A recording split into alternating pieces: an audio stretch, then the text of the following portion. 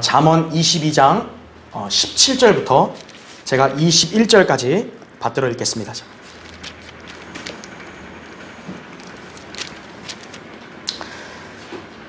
너는 귀를 기울여 현명한 자의 말들을 듣고 내 지식을 내 마음에 두라. 그것들을 내 속에 간직하면 즐거움이 있나니 그것들이 모두 내 입술에 바르게 자리 잡으리라.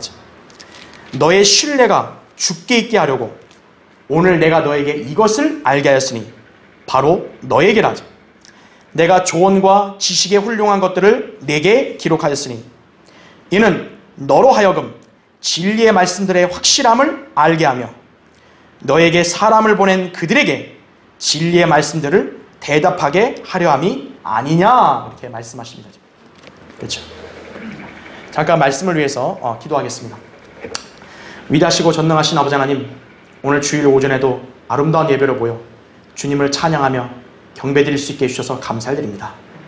주님께서 이 시간도 늘 우리와 함께 하셔서 우리의 경배를 기쁘게 받아주시고 주님만이 영화롭게 되시기를 간절히 원합니다. 우리에게도 이 예배를 통해서 우리 영의 또 큰 기쁨과 또 이렇게 평안이 넘칠 수 있게 해주시고 주님께 더 가까이 나아가고 주님과 늘 동행하는 삶이 될 수 있도록 선하게 인도해 주십시오. 방금 봉독한 말씀 제가 더 설교하고자 합니다. 저는 실로 어리석고 또 무지하오니 성령께서 제 안에 충만해 주시고 저의 입술을 통해 이 준비한 하나님의 말씀을 담대하고 능숙하게 선포할 수 있도록 역사해 주십시오. 우리 성도들의 귀한 마음문을 열어주시고 하나님 말씀을 그대로 믿고 받아들여 우리 성도들이 모두 진리의 지식으로 성장하는 그런 계기가 되도록 인도해 주시기 원합니다. 마귀의 공격과 방해를 막아주셔서 우리 모두가 말씀을 한 톨도 떨어뜨리지 않고 잘 받아서 먹고 강건해질 수 있도록 인도해 주십시오. 다시 오셔서 저희를 데려가 주실 주 예수 그리스도 이름으로 기도드립니다. 아멘.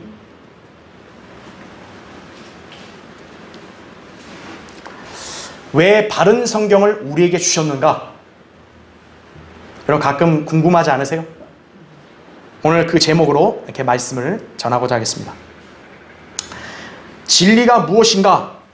라는 논제는 인류사에서 가장 큰 관심거리 중에 하나였습니다. 지금도 그렇죠. 진리를 알고자 갈망했던 수많은 사람들이 있는데 그들은 진리를 찾고자 애를 쓰며 자신의 인생을 기꺼이 투자합니다. 그렇다면 그들은 과연 진리를 찾았을까요? 그들은 진리가 무엇인지를 알지 못한 채 그냥 인생을 낭비하고 말았습니다. 왜냐하면 그들은 진리가 과학이나 철학 같은 그런 학문 아니면은 종교 등에 있다고 착각했기 때문입니다. 그들은 모두 쓸데없는 일에 시간을 낭비했던 것입니다. 왜 이 세상의 학문적인 지식, 지혜, 철학적인 관념, 과학적인 이론, 종교의 교리 이런 것들은 왜 진리가 될 수 없을까요? 그런 것들은 모두 시대의 흐름과 저 환경의 변화에 따라서 얼마든지 바뀔 수 있기 때문입니다.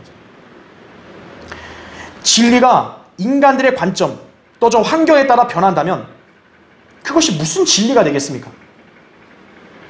진리는 절대적이어야죠. 확고불변해야죠. 그리고 무엇보다 무오해야 합니다. 즉 틀린 게 없어야 합니다. 이 점을 정확하게 제시하는 곳은 이 온 세상의 성경밖에 없습니다. 이 세상의 그 누구나 그 어떤 지식체계도 스스로를 진리라고 말하진 않지만 성경은 진리가 무엇인지를 정확하게 제시하고 있습니다. 성경은 진리를 예수 그리스도라고 말합니다. 예수님께서 친히 나는 길이요 진리요 생명이라 요한복음 14장 6절에 당당하게 말씀하셨죠. 또한 예수님께서는 진리를 하나님의 말씀들이라고 또 하셨습니다. 요한복음 17장 17절에 우리 여기 나오죠. 아버지의 말씀은 진리니이다. 예수님께서는 지상사역 동안에 아버지 하나님께로부터 받은 말씀들을 사람들에게 전하셨습니다. 그래서 그분께서 하신 말씀들은 곧 하나님의 말씀들이었던 것이에요. 그것들이 기록된 형태로 현재 우리에게 제시된 것인데 바로 성경이라고요. 그러므로 진리는 예수 그리스도이시고 또한 그분의 말씀인 성경입니다. 그러니까 진리는 딱 정해진 것이, 오늘 본문에서 진리의 말씀들이라고 했을 때 그것은 하나님의 말씀들이 기록된 성경을 지칭하는 것입니다. 진리의 말씀들, 말씀은 한 개가 아니잖아요. 여러 구절들이 있잖아요. 말씀들, 진리는 곧 말씀들입니다. 따라서 인간이 진리를 알려고 한다면 성경을 알면 되는 것이에요. 학교나 무슨 종교단체에 갈 필요 없어요. 성경으로 가면 됩니다.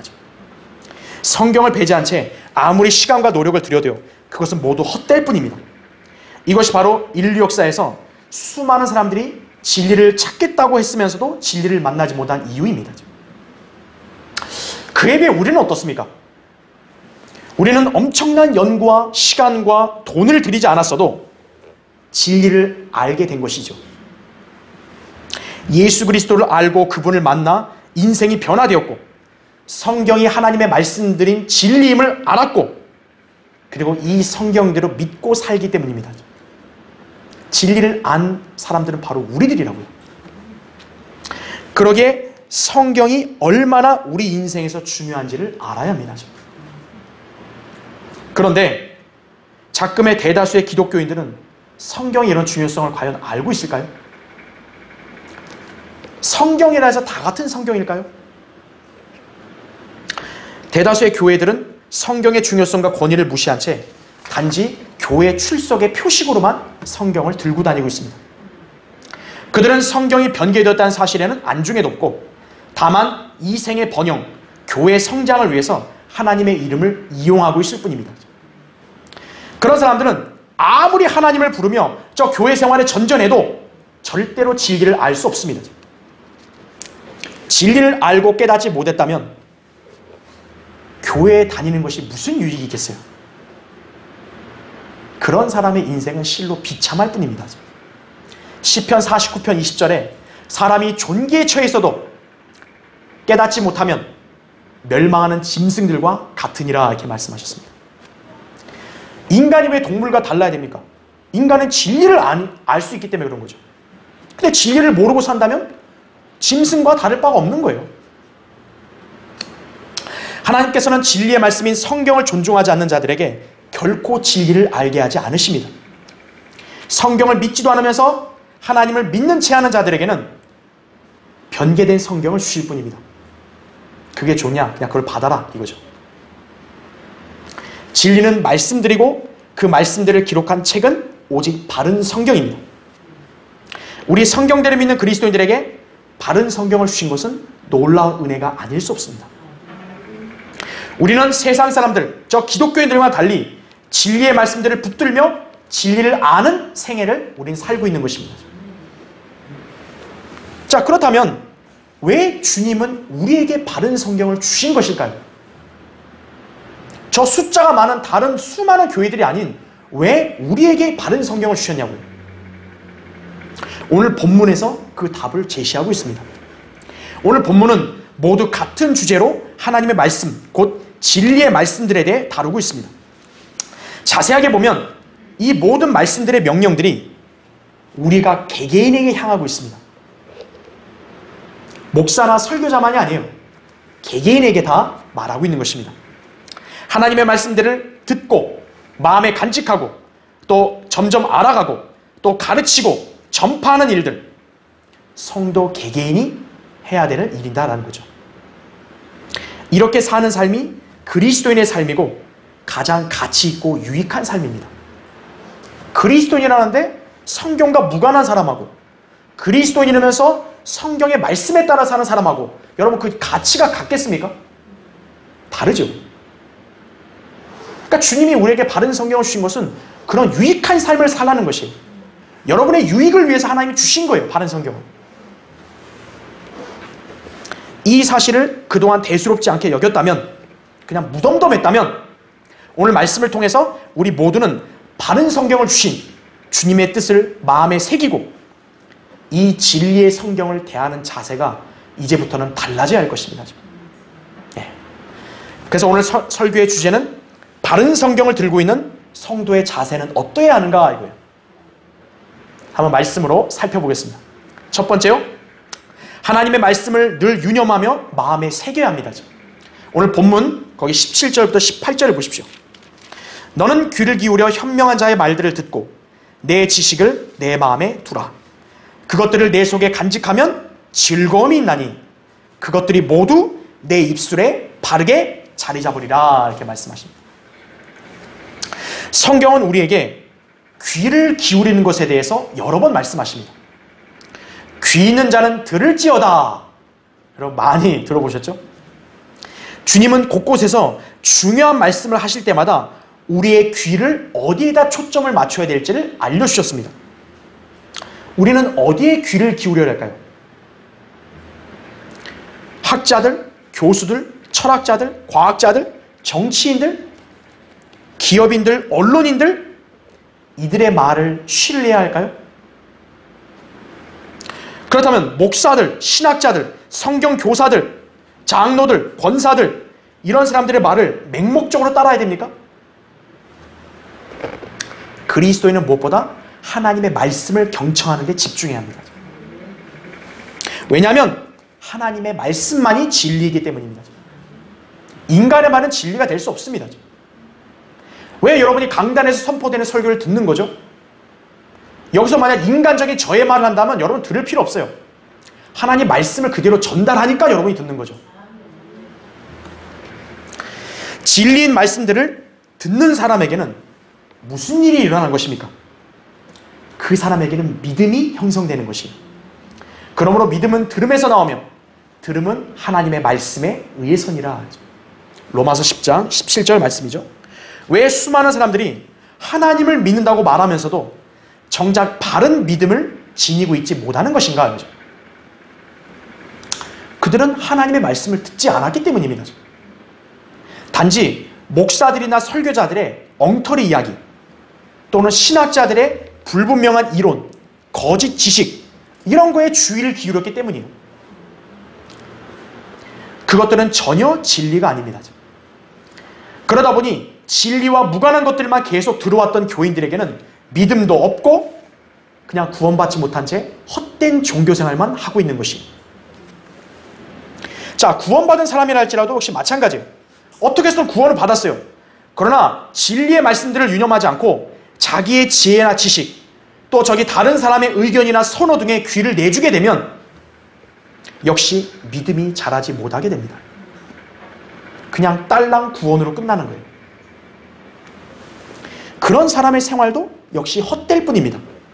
따라서 자신이 하나님을 올바로 믿는 삶을 살려면 자신의 귀를 진리의 말씀들에 늘 기울여야 하는 것이에요. 자, 진리인 하나님의 말씀을 듣는 것은 매우 중요합니다. 그런데 말씀들을 듣는 것보다 더 중요한 것은 말씀들이 진리임을 각자의 마음으로 믿고 받아들여야 한다는 거예요.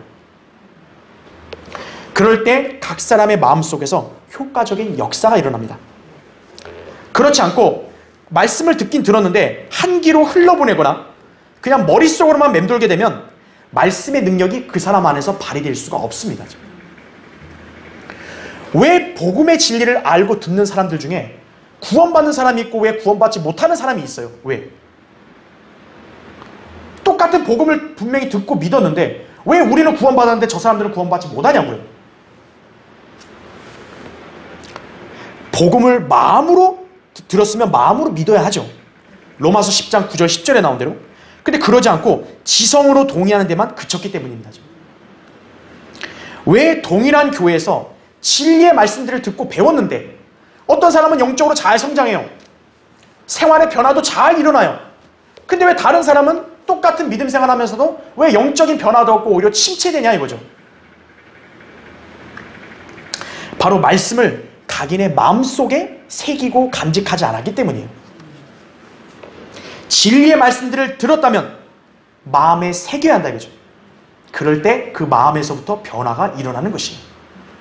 데살로니가전서 2장 13절에 이로 인하여 우리가 하나님께 쉬지 않고 감사함은 너희가 우리에게 들은 바 하나님의 말씀을 받을 때에 사람들의 말로 받아들이지 아니하고 사실 그대로 하나님의 말씀으로 받았음이니 이 말씀이 믿는 너희 가운데서도 효과적으로 역사하느니라 이렇게 말씀합니다. 하나님 말씀을 그대로 하나님 말씀입니다라고 마음으로 받아들이면 변화가 있는 거예요. 성경대로 믿는 그리스도인이라면 마땅히 하나님의 말씀들에 경청하고 그대로 마음에 새기며 순종해야 합니다. 그런 성도의 삶과 저 그렇지 않은 교인들과의 양상은요 판이하게 달라요. 진리의 말씀들을 마음에 간직한 성도에게는 주님께서 주시는 참된 기쁨, 즐거움이 넘쳐납니다. 그래서 성경대로 믿는 교회에서의 신앙생활이 항상 기대되고 좋은 거예요. 오늘은 어떤 설교를 들었나? 오늘은 성경에서 무엇을 배우는가? 오늘은 누구와 교제하고 찬양하나? 함께 찬양하나? 늘 기대되고 즐거운 거예요, 그 사람은. 반면에 하나님 말씀을 존중하지도 않고 믿지 않는 사람은 주님이 주시는 참된 기쁨과 즐거움이 없습니다. 하나님 말씀을 존중하거나 믿지 않는 그런 사람들은 그래서 육신적인 방법으로 재미를 찾는 거예요. 말씀을 통한 즐거움을 누리지 못하니까 자기 육신적으로 만족시킬 수 있는 재미를 찾는 거예요. 그래서 그런 사람은 성경대로 믿는 교회 생활을 따분하게 여길 뿐이에요. 아, 이 교회는 재미가 없다. 교회 다니는 맛이 안 난다. 그럼 어디가 맛이 나냐? 아주 경배 찬양이라 하면서 통기타 치고 드럼 두드리고 신나게 몸 흔들어대고 그런 경배 찬양은 재밌는데 저희 목사님은 온갖 그런 드라마 얘기도 해주고 아주 재밌는데 이 성경대로 믿는 교회 목사님 맨날 성경 얘기만 하고 지루하다. 그렇게 반응하는 거예요. 그래서 배교한 교회들은 그 교회들 안에 진리의 말씀이 없기 때문에 육신적인 방법으로 온갖 재미있는 것들을 다 동원하는 거예요. 그래야 그 교회 교인들이 그 교회를 안 떠나죠. 말씀을 통한 즐거움이 없는 사람은 육신적인 방법으로도 재밌어야 돼요. 교회가 그걸 충족시키면 그 사람은 그냥 다니는 거예요. 왜? 재밌으니까. 근데 재미없다. 안 다닌다고요. 우리 그리스도인들은 하나님 말씀을 유념하고 마음에 간직하는 삶을 사니까 그로 인한 즐거움으로 우리가 믿음 생활하는 거죠. 만약에 우리 중에도 말씀들을 유념하고 마음에 간직하지 않게 되면 우리도 어느 순간 즐거움을 상실해버릴 수 있어요. 그럼 믿음 생활의 활기를 잃게 됩니다. 그런 사람의 삶은 정말로 몸이 건조한 거예요. 이것은 결코 정상적인 그리스도인의 삶이 아닙니다. 그리스도인이라면요, 누구든지 영적 생명이 각 사람 안에 있어요. 자, 생명이 제일 즐겁고 활기 있을 때가 언제냐면 먹을 때예요. 사람도 제일 즐거울 때가 언제예요? 식사할 때가 제일 즐겁잖아요. 그처럼 성도의 영적인 생명도 즐겁고 활기 있으려면 양식을 먹어야 돼요. 그 양식은 바로 진리의 말씀들이라 그러죠.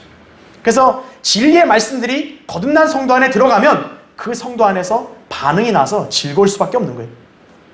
예레미야 15장 16절에 주의 말씀들이 발견되었기에 내가 그것들을 먹었더니 주의 말씀이 내게는 내 마음의 기쁨과 즐거움이 되었나이다. 오 만군의 주 하나님이여 이는 내가 주의 이름으로 일컬음을 받는 자임이니이다. 이게 성도죠. 주님이 우리에게 진리의 말씀들을 주신 목적은 우리의 기쁨이 충만하게 하시기 위함이라고 요한일서 1장 4절에 말씀하십니다. 이것을 마음껏 누리는 영적 삶이 진정으로 유익한 그리스도의 삶이죠. 주님은 여러분이 그렇게 살기를 바라시기 때문에 바른 성경을 주신 거예요. 그렇기 때문에 여러분은 이 하나님의 말씀들을 경청하는 데 시간을 잘 써야 합니다. 개인적으로도 말씀들을 유념하고 마음속에 잘 새기는 삶을 살아야 합니다. 그것이 바른 성경을 주신 주님의 뜻을 잘 이행하는 성도의 자세예요. 자, 바른 성경을 들고 있는 성도의 자세는 어떠해야 하는가? 두 번째, 성경을 통해 주님을 더욱 신뢰하는 삶을 살아야 합니다. 오늘 본문 19절을 보십시오. 너의 신뢰가 주께 있게 하려고 오늘 내가 너에게 이것을 알게 하였으니 바로 너에게라 이렇게 말씀하십니다. 우리는 주님을 본 적이 없음에도 그분을 구주로 믿었고 지금도 비록 보지 못해도 그분을 믿으며 사랑하고 있습니다. 베드로서 1장 8절 9절이죠. 자, 이런 신뢰는 어디에서 나오는 것입니까? 바로 진리의 말씀들입니다. 주님은 말씀으로 자신을 나타내 보이신다고 사무엘상 3장 21절에 말씀하세요. 그래서 비록 주님이 우리 눈에는 보이지 않는다고 할지라도 이 진리의 말씀을 통해서 그분을 만날 수 있고 알 수 있고 그분을 신뢰할 수 있는 것입니다. 왜 사람들은 하나님을 믿지 못할까요? 하나님을 믿는다고 말하는 사람들은 물론이고 심지어는 그리스도인이라고 하는 사람들 중에서도 왜 때때로 하나님을 신뢰하지 못할까요? 눈에 보이는 것만을 신뢰하려는 그런 습성이 있기 때문에 그래요. 인간의 본성이 그래요. 그리스도인도 예외가 아닙니다. 자신을 구원할 구주로서 주님을 믿었고 실제로 주님이 전지전능하시고 신실하신 분이시라는 걸 알면서도 때로는 그분을 신뢰하지 못할 때가 빈번하다고요. 결국 그런 사람은 눈에 보이는 대로 가려고 하니까 인간을 의지하게 되는 거예요. 성경은 그것을 헛되다고 말씀한다고요. 하나님이 더 위대해요? 인간이 더 위대해요? 그런데 막상 사람은 인간을 더 의지하려고 하는 경향이 더 강하다고요. 성경은 그러한 모습을 갖다가 저주받은 것이라고 또 경고하고 있는 것이에요. 주가 이같이 말하노라. 사람을 신뢰하는 사람과 육신을 그의 무기로 삼는 사람과 그의 마음이 주로부터 떠나는 사람은 저주를 받으리라 이렇게 말씀했다. 사람을 신뢰하는 사람은 하나님을 신뢰할 수 없어요. 예레미야 17장 5절의 말씀이죠. 인간이 하나님을 신뢰하는 것은 당연한 일입니다. 그러나 자신이 제대로 알지 못하고 보지도 못한 주님을 온전히 신뢰하라는 것은 어려운 일이에요. 그래서 하나님께서는 우리 눈으로 볼 수 있도록 진리의 말씀들을 주신 것입니다. 그리하여 주님께서는 우리를 저 구원해 주신 것부터 시작해서 현재의 삶, 그리고 앞으로 저 다가올 그런 영원에까지 우리를 어떻게 인도하시고 함께 하실지를 이 성경 말씀으로 딱 제시해 주신 것입니다. 이것은 기록되어 있기 때문에 이거는 없어질 수도 없고 취소도 안 되죠. 특히나 성경은 하늘에 세워져 있다고 시편 119편 89절에 말씀하잖아요. 이건 주님이 절대 변경할 수 없는 딱 확고한 약속을 우리에게 주신 거예요. 그래서 성경은 하나님의 약속의 말씀들이에요. 그래서 그 말씀이 우리 믿음의 근거가 되는 거죠. 왜 내가 하나님을 믿느냐? 하나님이 이렇게 증거로 나에게 남겨주셨기 때문에. 하나님이 거짓말할 수 없다면 이대로 하실 거 아니에요. 그러니까 우린 이대로 되는 거를 그냥 믿는다 이거죠. 그러니까 나는 하나님을 신뢰할 수 있다 이거죠. 성경을 통해 하나님을 온전히 믿을 수 있는 겁니다. 인간들은. 그 말씀을 지금 여러분 손에 들고 있는 거예요. 자, 어느 그리스도인 사장이 있었습니다.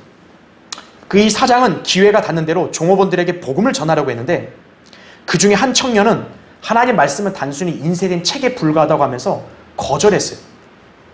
사장이 참 마음이 아프죠. 그런데 하루는 그 청년이 사장에게 와서 돈을 빌려달라고 합니다. 그러자 이 신실한 그리스도인 사장은요, 그 종이 쪽지를 줘요. 그리고 거기다가 이런 문구를 적어서 줍니다. 오늘 밤 12시에 우리 집으로 오게. 그러니까 이 청년은 종이에 적힌 대로 좀 의아했지만 그래도 종이에 이렇게 사장님이 적어줬으니까 이 종이에 있는 내용을 믿고 밤 12시에 그 사장의 집을 찾아갑니다. 그 문을 두드려요. 자, 사장이 나왔습니다. 어땠을까요? 불쾌한 거예요. 아니 무슨 12시에 이렇게 와가지고 문을 두드리고 사람 깨우냐고. 자네는 그렇게 무례한가? 그러니까 이 청년이 너무 억울한 거예요. 아니 분명히 사장님이 나한테 이 종이 쪽지를 주면서 밤 12시에 우리 집으로 오라고 하지 않았습니까? 그러니까 사장이 다시 불쾌하다는 듯이 째려보면서 말합니다. 정말로 그 종이 쪽지를 거기에 그대로 적힌 대로 의지해서 왔다는 거야? 그랬더니 이 청년이 그러니까 내가 이것 때문에 왔지. 내가 이게 아니면 이렇게 무례하게 밤늦게 남의 집에 와서 문을 두드리겠습니까? 그랬더니 사장이 딱 웃으면서 그래, 자네 잠깐 안으로 들어와 보게, 이렇게 말합니다. 그리고 얘기합니다. 자네는 그 작은 종이에 적힌 그 말 한마디 때문에 이렇게까지 왔지 않냐? 결국 나의 말을 그 종이에 적힌 말로 그대로 믿지 않았냐? 근데 하물며 왜 하나님 말씀이 있으면서도 자네는 하나님을 믿지 못하는가? 하나님이 눈에 보여야만 믿나요? 그분의 말씀, 그분이 글로 적은 게 있으면 그것도 효력이 있는 거죠. 사장은 그거를 이 사람에게 일깨워 준 거예요. 그래서 이 사장은 우리가 이 종이 쪼가리보다 더 신뢰할 만한 것이 하나님 말씀이라네 라고 얘기해 줬다고요. 자, 세상에서는 상대방이 적은 글을 신뢰하죠. 근데 왜 기록된 하나님의 말씀들을 믿지 못하는 것입니까? 쉽게 말해서 쌍방끼리 서로 계약서까지 쓰고 서명까지 다 했어요. 그럼 여러분 그거를 주장할 수 있잖아요. 소유권이나 권리를. 아니, 그런 계약서를 신뢰하면서 왜 하나님 말씀이 있는데도 하나님을 신뢰를 못하냐고요. 하나님의 자녀들이 그분께서 친히 기록한 진리의 말씀들을 믿지 못한다면 그 사람이 어떻게 하나님을 신뢰한다는 말이 참말일 수 있겠어요? 성경은 우리에게 무엇이라고 말씀하시냐면요, 인간들이 눈으로 본 것보다도 성경은 더 확실하다고 말씀합니다. 여러분 잠깐 찾아볼까요? 베드로후서 보십시오. 베드로후서 1장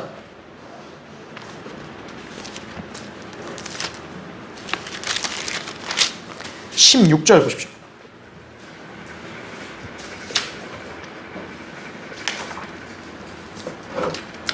자, 베드로서 1장 거기 16절 보시면 우리가 우리 주 예수 그리스도의 능력과 오심을 너희에게 알게 한 것은 교묘하게 꾸며낸 이야기를 쫓은 것이 아니라 그의 위엄의 목격자들이었기 때문이라. 지극히 큰 영광으로부터 이러한 음성이 그에게 들려오기를 이는 내 사랑하는 아들이요 그 안에서 내가 매우 기뻐하노라 하실 때에 그가 하나님 아버지로부터 존귀와 영광을 받으셨느니라. 이 음성은 우리가 그와 함께 거룩한 산에 있을 때 하늘에서 나온 것을 들은 것이라 이거죠. 베드로가 지금 이걸 기록한 사건은 바로 마태복음 17장의 변형산 사건이에요. 예수님이 변형산에서 변형되셨잖아요. 그때 베드로와 야고보, 요한이 그때 같이 있어서 봤잖아요. 한 명도 아니고 세 사람이 그걸 눈으로 봤다면 그것만큼 정확한 게 어디 있겠어요? 친히 음성도 귀로 다 듣고. 그런데 베드로가 뭐라고 기록하냐? 거기 19절 보세요. 우리에게 더 확실한 예언의 말씀이 있으니 날이 새어 샛별이 너희 마음에 떠오르기까지 너희가 어두운 곳에서 빛나는 빛에 주의하듯 이 예언의 말씀에 주의하는 것이 잘하는 것이니라 이거죠.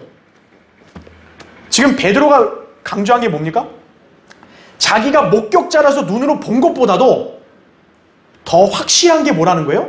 말씀이라는 거예요. 자기가 눈으로 본 것보다 우리가 진리의 말씀을 보면 그것이 더 확실하다는 거예요. 성경은 우리 눈보다도 정확한 것이에요. 따라서 우리가 눈으로 주님을 보지 못한다 해도 성경을 통해 그분을 더 잘 확실하게 알고 신뢰할 수 있는 것입니다. 성도의 믿음은 진리의 말씀들의 시선을 고정시키고 그 말씀들을 잘 알아갈 때 그 믿음이 굳건해지는 거예요. 성도가 말씀을 알면 곧 주님이 어떤 분인지를 더 잘 알게 됩니다. 그래서 말씀들을 묵상하며 주님과 교제하는 성도는 더욱 주님을 알게 되어서 그분을 온전히 신뢰하고 따르게 되었습니다.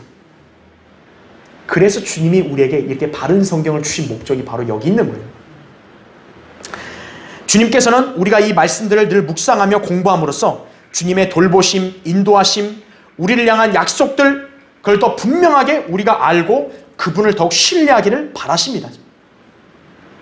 그렇게 이제 우리에게 요구되는 것은 무엇이겠습니까? 그 말씀을 통해서 주님을 온전히 신뢰하셔야 한다는 것이에요. 그것이 성도가 이 땅에서 지녀야 할 자세입니다. 자, 바른 성경을 들고 있는 성도의 자세는 어떠해야 하는가? 세 번째요. 사람들의 그 어떤 질문에도 성경으로 답변할 수 있어야 합니다. 여러분 오늘 그 본문 20절, 21절 보세요. 다시. 내가 조언과 지식의 훌륭한 것들을 내게 기록하였으니 이는 너로 하여금 진리의 말씀들의 확실함을 알게 하며 너에게 사람을 보낸 그들에게 진리의 말씀들을 대답하게 하려 함이 아니냐, 이렇게 말씀하고 있습니다. 왜 기록해서 우리에게 주셨다는 거예요? 사람들을 보내면 그 진리의 말씀들로 대답하라 이거예요. 예수님께서 지상에 사역하실 때 많은 사람들이 그분께 나와 질문했고 주님께서는 그들에게 모두 진리의 말씀들로 답변해 주셨습니다. 여러분, 예수님이요 한 번도 얼버무린 적 있었나요? 인간들이 와서 질문할 때 뭐 이러신 적 있어요? 예수님이요?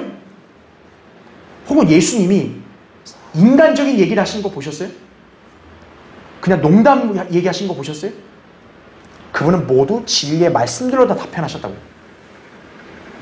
니코데모처럼 순수한 동기로 주님께 찾아온 사람들에게는 진리를 가르쳐 주셨고, 반면에 불순한 동기로 이렇게 예수님을 시험하려고 질문했던 종교 지도자들에게는 성경으로 오히려 근거를 드시면서 그들을 책망하시고 입 다물게 하셨습니다. 이때 그분이 주로 사용하셨던 말씀은 너희는 성경에 이렇게 기록된 것을 읽어보지 못하였느냐 이거였죠. 어리석은 질문들을 자꾸 하면 어때요? 주님은 너희는 성경에서 이렇게 말한 걸 읽어보지 못했냐? 이렇게 항상 응수하셨죠. 또 사탄에게는 기록되었으되 이렇게 또 응수하셨죠. 오늘날도 하나님의 말씀에 반응하여 진리에 대해 질문하는 다양한 부류의 사람들이 존재합니다. 순수한 마음과 동기로 진리에 갈급하여 알고자 찾아오는 사람이 있는 반면, 반대로 진리가 등장함으로 인해서 자기의 위선과 불신 등을 가리기 위해서 그 진리를 반대할 구실로 역시나 우리에게 질문하는 사람도 있습니다. 이처럼 어떤 경로로든 진리와 연관돼서 물으려고 우리에게 사람들이 다가올 때가 있다고요. 그럼 그때 여러분은 어떤 자세를 취해야겠습니까? 그냥 모른 척 하시겠어요? 아니면 그거는 목사의 몫이지 내 몫이 아닙니다 라고 하면서 그냥 피하시겠어요? 모든 그리스도인들은 그 누가 찾아와서 진리에 대해 알고자 한다면 답변해 줄 수 있어야 합니다. 많이 답변하라는 게 아니에요. 여러분이 아는 만큼 답변할 수 있어야 합니다. 이것이 주님께서 우리에게 바른 성경을 주시고 또 성경대로 믿는 그리스도인이라는 칭호를 주신 목적입니다. 만약 여러분이 성경을 잘 모른다면 누가 진리에 관심을 갖고 있어서 여러분에게 와서 물어보는데 여러분이 답변을 못 해줄 거 아니에요. 그러면 얼마나 참 부끄러운 일이겠습니까? 그러기에 성경은 우리에게 그런 일이 발생하지 않도록 내가 진리의 말씀을 올바로 나누어 자신이 하나님 앞에 부끄럽지 않은 일꾼으로 인정받도록 공부하라. 디모데후서 2장 15절에 그렇게 명령하신 것입니다. 우리가 성경대로 믿는 그리스도인이라면 마땅히 모든 일에 있어서 성경으로 판단하며 성경의 근거에서 말해야 합니다. 이 일은 절대로 변개된 성경, 개역성경이나 개역개정판 이것으로는 할 수가 없어요. 그런 성경으로는 어떤 형태로도 조명을 받을 수 없기 때문입니다. 그래서 주님은 저 가짜 성경을 들고 있는 교인들에게는 진리를 알려고 하는 사람들을 보내지 않으시는 거예요. 그들 자체가 성경도 모르고 무지하고 믿지도 않으니까요. 따라서 하나님께서는 이 귀중한 사역을 우리 교회 그리고 우리에게 맡겨주신 것입니다. 우리는 그래서 성경을 부지런히 읽고 배우며 공부해야 합니다. 성경을 상고하며 유념하지 않는 성도가 어떻게 하나님을 믿는다고 할 수 있고 진리에 대해서 어떻게 확신을 가질 수 있겠어요? 여러분이 성경을 공부하며 진리를 배우는 일에 게으르면요, 구태여 바른 성경을 들고 있을 이유가 무엇이겠습니까?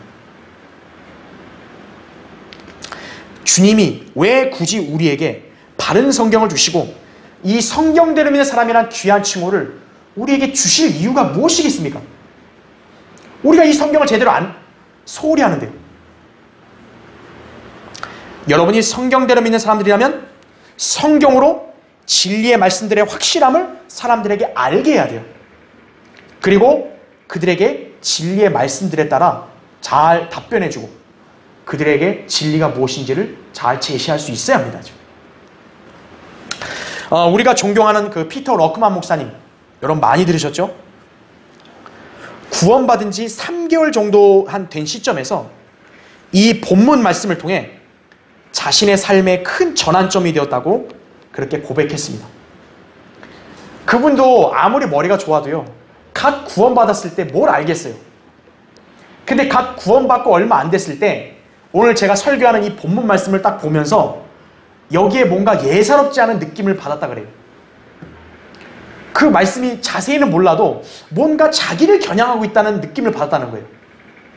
근데 실제 알고 보니까 60년 이상 러크만 목사님 사역하면서 결국 이 말씀이 그분의 인생의 어떻게 보면 하나의 지표가 된 거예요. 러크만 목사님은요, 사역할 때 많은 사람들이 그분에게 와서요, 다양한 질문들을 쏟아냈습니다. 근데 러크만 목사님은 그것에 다 답변을 해줬어요. 무엇으로 답변했을까요? 진리의 말씀들로 답변한 거예요. 그분은요, 항상 어떤 포럼이나 어떤 강연에 있으면요, 거기에 회중들이 있을 거 아니에요. 그 회중들에게 도전을 합니다. 여러분이 천체학에서부터 저 미생물학까지 그 어떤 분야든 나에게 질문하면 내가 5초 내에 성경으로 찾아서 보여주겠다고. 결국 그런 사람 보신 적 있어요? 그 어떤 영역이든 질문해보라 이거예요. 내가 5초 안에 성경으로 찾아서 보여주겠다고. 단호하게 말씀하셨어요. 그래서 여러 목사들이 실제로 사람들을 보내서 질문했고요. 러크만 목사님은 약속한 대로 진리의 말씀들을 통해 정확한 답변을 제시해 주셨던 것입니다. 그분이 그렇게 잘 답변할 수 있었던 요인은 무엇으로 답변했냐? 바로 이걸로 답변한 거예요. 다른 학문적인 지식이나 무슨 신학적인 지식이 아니라는 거죠. 그렇죠? 하나님께서는 모든 사람이 구원받고 진리의 지식에 이르기를 원하십니다. 디모데전서 2장 4절에 그대로 나오죠. 오늘날 대다수의 기독교인들이 이런 주님의 뜻에 따라 살지 못하고 있는 게 현실입니다. 이에 반해 우리는 어때요? 우리는 구원받고 또 진리의 지식에 이룰 수 있는 좋은 환경에 있잖아요. 우리가 마음만 먹으면 하나님 말씀을 부지런히 배우고 공부하면서 다른 사람들에게도 성경이 진리임을 확언할 수 있습니다. 여러분이 많이 알면 좋지만요, 많이 아는 것보다 더 중요한 것은 적게라도 확실히 하려는 거예요. 그러면 최소한 여러분은 성경이 진리라는 확신을 끝까지 붙들 수 있는 거예요. 그리고 여러분은 다른 사람들에게 그 성경의 진리를 가르쳐 줄 수 있고 전파할 수 있는 것이에요. 이것이 사역입니다. 목사 혼자 잘난 게 사역이 아니에요. 설교자는 회중들에게 말씀을 잘 전달해서 가르치고 선포하고, 회중들은 그걸 그대로 잘 계속 알아가고 배우면서 역시나 그걸 다른 사람들에게도 알려주는 거예요. 그게 사역이라고요. 디모데후서 2장 2절과 4장 2절에 나오죠. 이것이 주님께서 우리에게 바른 성경을 주신 목적입니다. 우리가 세상의 그 어떤 똑똑한 자들도 알지 못하는 진리의 말씀들을 우린 알고 있다는 거죠. 여러분 무슨 대학원 이렇게 많이 나와야 진리를 아나요? 박사 출신인 분도 계시지만 박사가 됐다 해서 진리를 안다는 게 아니죠. 학교를 못 나왔어도 여러분 진리를 알잖아요. 그렇죠? 여러분 엄청난 돈을 내서 진리를 알았나요? 아니잖아요. 주님께서 진리의 말씀을 다른 사람들에게 답변할 수 있도록 그 일을 누구에게 맡기신 거예요? 우리에게 맡기신 거예요. 그 사명감이 얼마나 감사하고 영광스러운 겁니까? 바른 성경을 우리에게 주신 것은 여러분에게 부담을 주는 게 아니에요. 하나님의 능력으로 여러분이 쓰임받고 하나님을 드높일 수 있게 하기 위해서 여러분에게 이렇게 주신 거예요. 그럼 우리의 자세는 어떠해야겠습니까? 베드로전서 3장 15절에 그러나 너희 마음속에서 주 하나님을 거룩하게 여기며 너희 안에 있는 소망에 관한 이유를 묻는 모든 사람에게 답변할 것을 온유와 두려움으로 항상 예비하고 라고 말하고 있어요. 여러분은 여러분 안에 있는 그런 소망, 믿음, 말씀 이런 것을 언제든 답변할 수 있는 준비를 갖춰야 합니다. 네. 그것을 우리에게 이렇게 명령하신 것이.